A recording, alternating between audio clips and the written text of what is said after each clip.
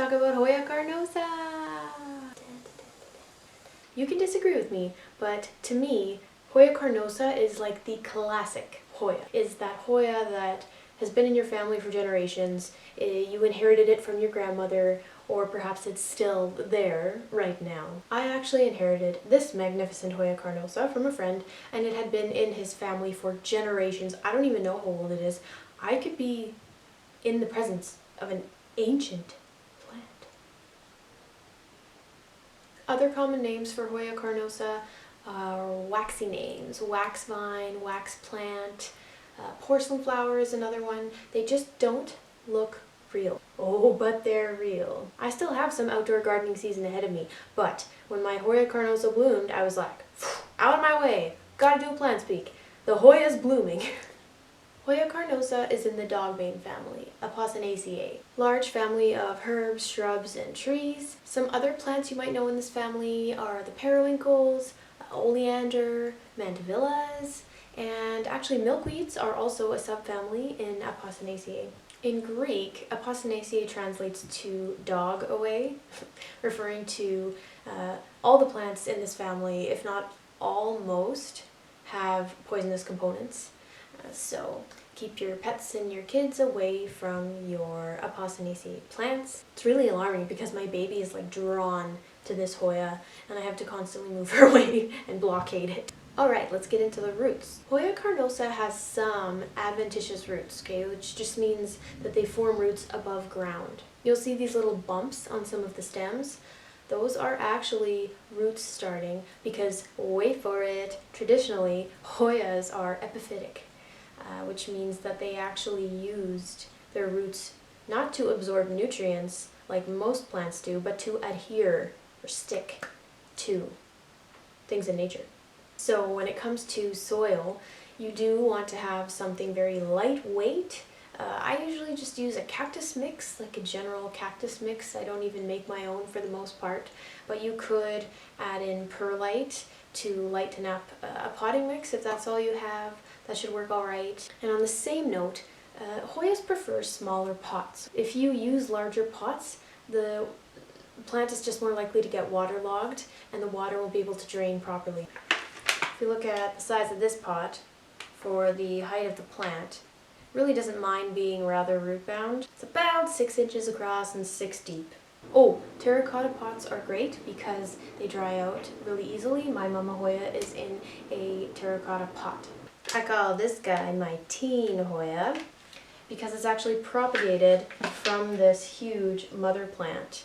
And it's in a room that doesn't get a lot of light. Hoyas can handle indirect sort of lower light conditions, they just won't flower. But the foliage itself, which is also very beautiful, is great in areas like that. All dogbane family plants, I believe, contain sort of a milky white sap in their stems and leaves. If you were to break them, it would sort of ooze out. The term for that is lactiferous.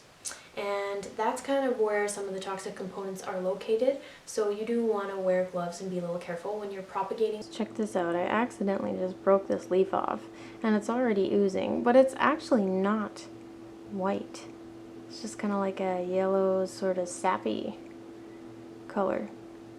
Just let it be known, lactiferous, but not white like in a mandevilla, for example. Let's talk about the parts of a Hoya. So you have the peduncle, which is basically like a dried up flower stalk. So if you didn't know what a peduncle was, you probably cut it off. Like, unfortunately, a lot of people think they want to trim their Hoyas and they don't know what a peduncle is, and they cut it because they think it looks ugly. That's the flower stalk, you guys. Don't do that. And the worst part about it is the spurs that form at the end of the peduncle where the flowers bloom, those are perennial, which means you'll get this cluster of blooms, it goes away, and the following season, if it blooms again, it's going to bloom from that exact same spur. So if you cut off a peduncle, you're basically annihilating who knows how many years of blooming you may have had. So don't cut off the peduncle. The spur pictured here is at the tip of the peduncle. Okay, and that is where your flower blooms. This is really cool. You'll notice over time that the spur will get longer and longer. So the more your Hoya blooms, the longer your spurs will be. You can tell whether a Hoya has bloomed before just by looking at it and seeing the long spurs.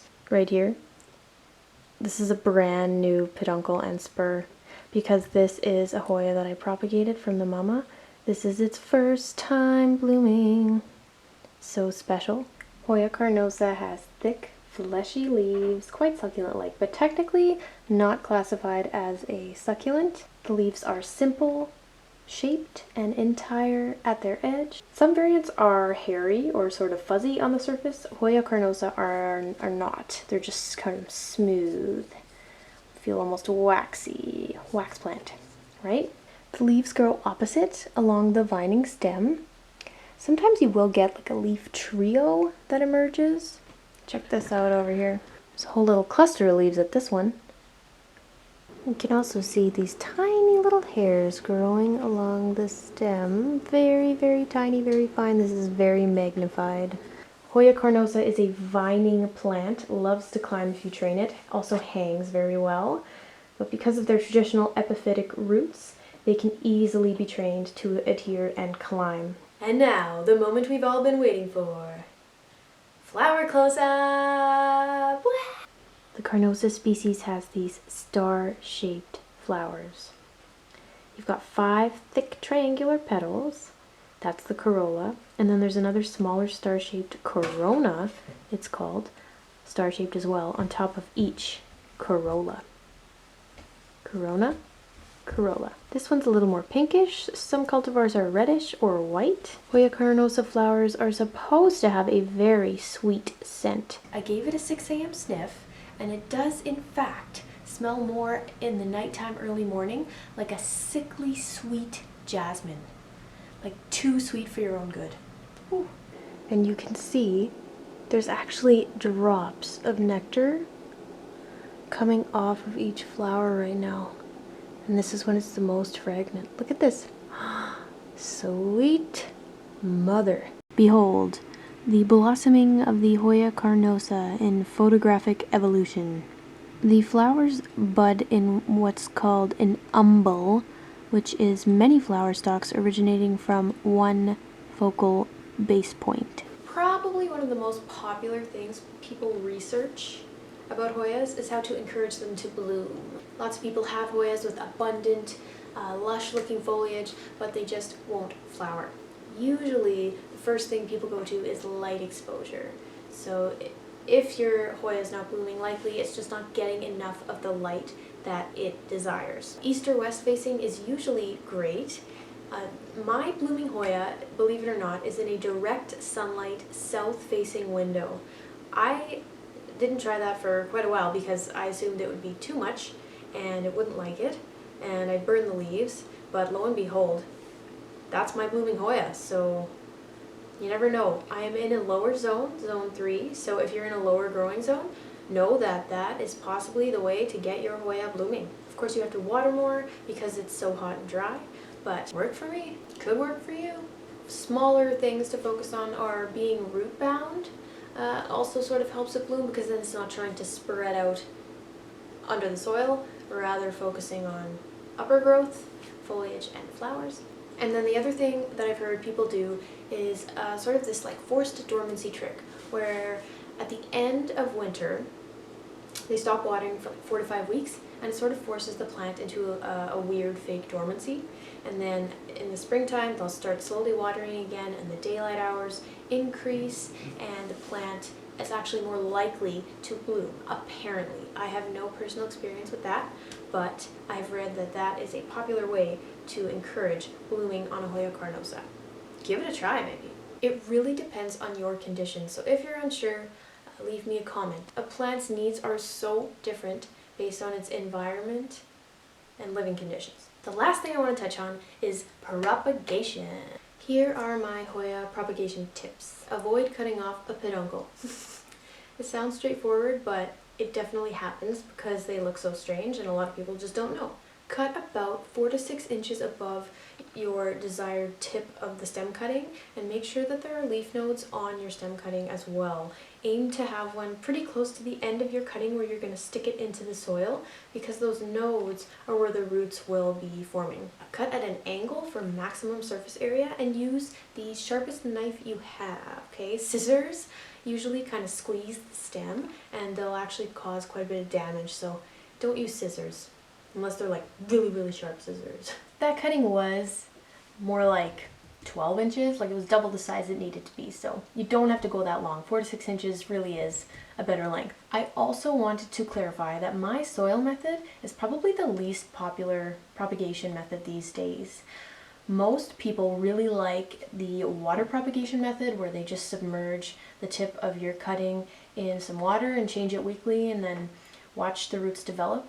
I think another really popular way is with spaghnum, like a bag of spaghnum peat moss, and just submerge the cutting into the bag and make sure it's nice and moist, and then watch the roots develop like that. Those ways are quicker, which is probably why they're more popular.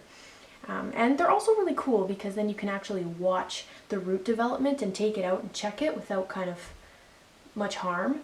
I don't know, I just kind of like the old-fashioned clip, put it in some soil, let it do its thing, classic route.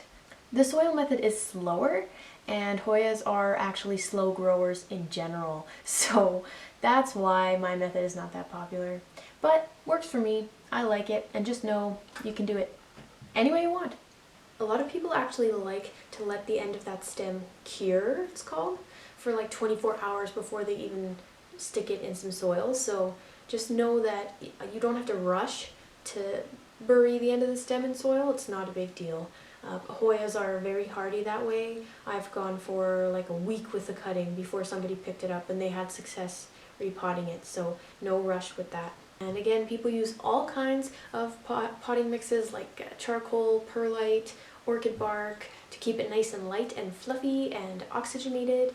Honestly, when I do it, I just use a cactus mix. I don't do anything too special, and they always root okay. So don't worry too much about that. Just make sure it's not super dense. Like, don't go into your backyard and use your clay soil. Well, that's my Hoya Carnosa blurb. I know there's like thousands of videos on this plant because houseplants are all the rage, and there's lots of people on YouTube doing houseplants. So hopefully you got something from mine that's fresh info, something you can use, something that helps you. Thanks for watching Plant Speak. And I love talking about plants, so leave me a Hoya story or a dog bane plant story or a question or whatever, really, plant related. Bye!